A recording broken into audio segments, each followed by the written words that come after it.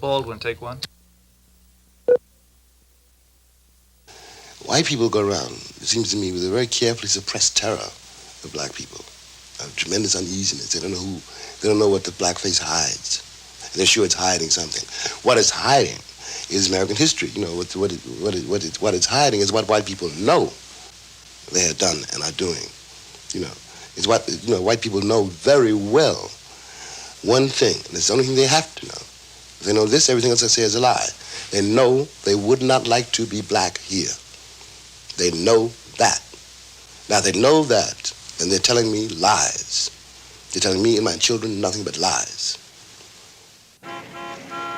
For Baldwin, the truth is that the ghettos of his youth remain, gnawing at the spirit of those who live there. The poverty is piled high, making it even more inescapable, and making it even more inescapable how thoroughly you're despised.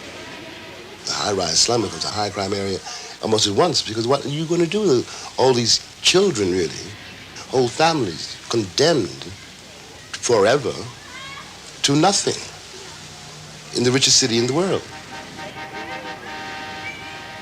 My best friend, a black boy, jumped off the George Washington Bridge when he was 24 and I was 22. And I was sure that I was going to be next. Just from despair, or? From despair, from rage, you know. Because you can get to a place, you know, where you're in battle so often that that's all you can do. You know, you've been beaten so hard. All you can do is your world narrows to a kind of red circle of rage. And you begin to hate everybody, which means you hate yourself. You know, and when that happens, it's over for you. Baldwin has taken that despair and rage and turned it into novels, theater, and essays. Characters drawn from his family and friends. This fall, Dial Press is publishing his 19th book, a novel called Just Above My Head, the story of a black gospel singer during the civil rights struggle.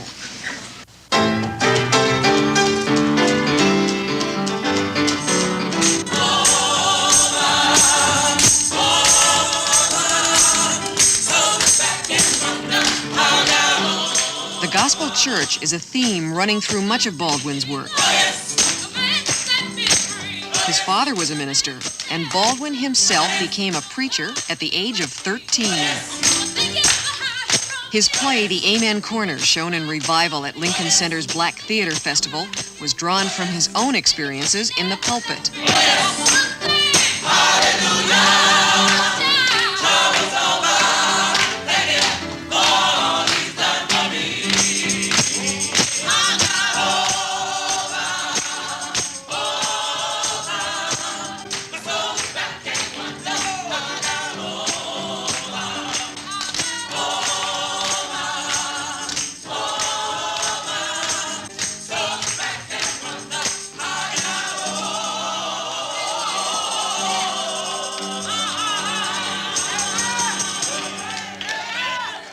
For many growing up in poverty, the church is the only consolation. When Baldwin left the church, he wanted to do more than to console. Often, Baldwin speaks to youngsters who grew up as he did, letting them know the future holds a place for them. On this day, he spoke at the Police Athletic League in Harlem.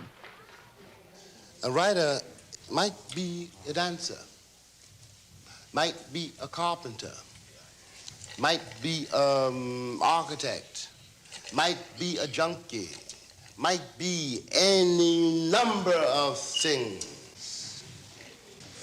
I think there's still a chance for today's black writer.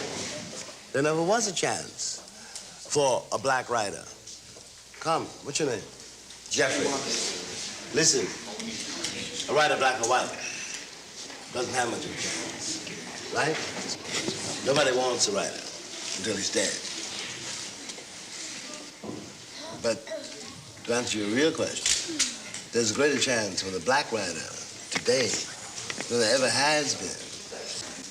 The children asked him the same question I wanted answered. Why did he move to Paris? Paris is very important to me because I was able to,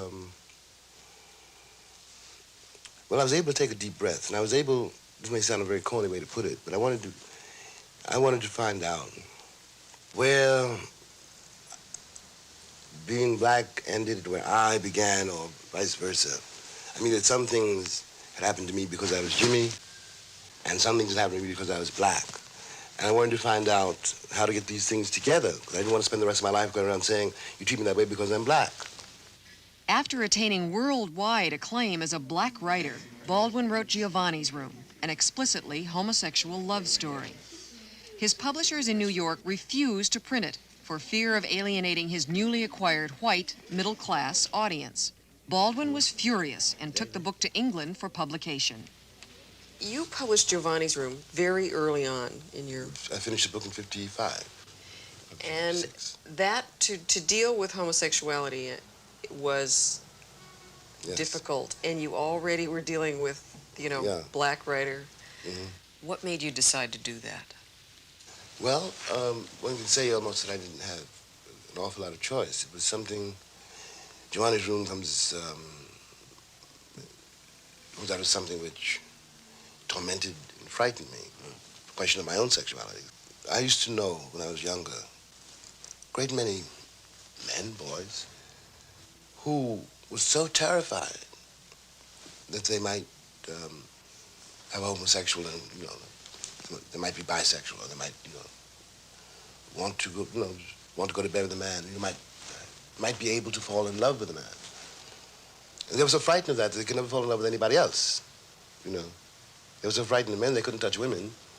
Giovanni's Room comes somewhere out of that.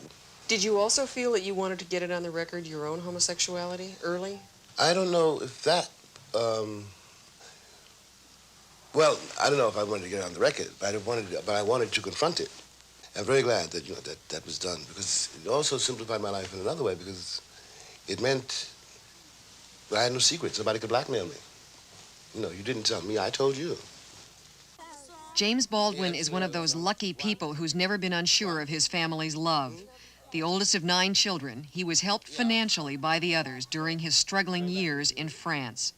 Now he's in the States more than in Europe, and with his family more often than not. With the success of his books, he was able to buy a Manhattan apartment building where his mother and several family members live now. Mrs. Baldwin's apartment is a center of activity for the whole family. Did you think he was going to be as big a success and as important? No, I didn't think that.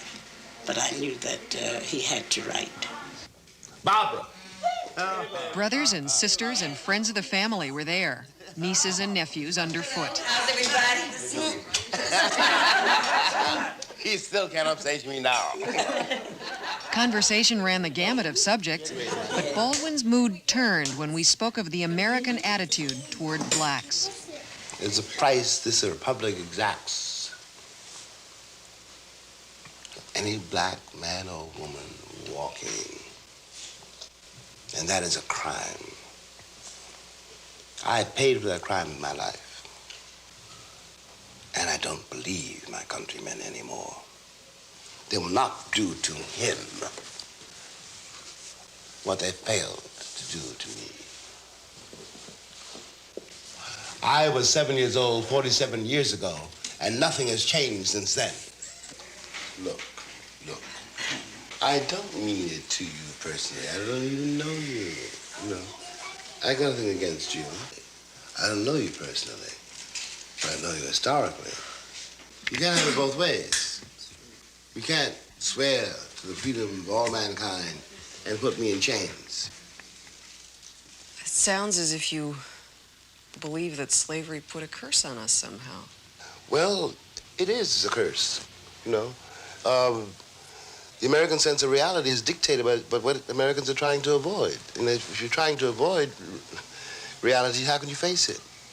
If you don't know what is going on in the ghettos of this nation, in the hearts and minds of women and men you see every day, you don't, first of all, in that case, you don't really know what's going on in your own heart and mind. And you have no way of knowing what's going on in the hearts and minds of millions of people on this globe. You have told people, this nation in particular, a lot of what they don't want to hear. Yeah, I have. I've tried. You never know. But I tried, yes, to, the song says, wake the children sleeping. You know, wasn't supposed to be a disturber of the peace. Still preaching, huh? Yeah.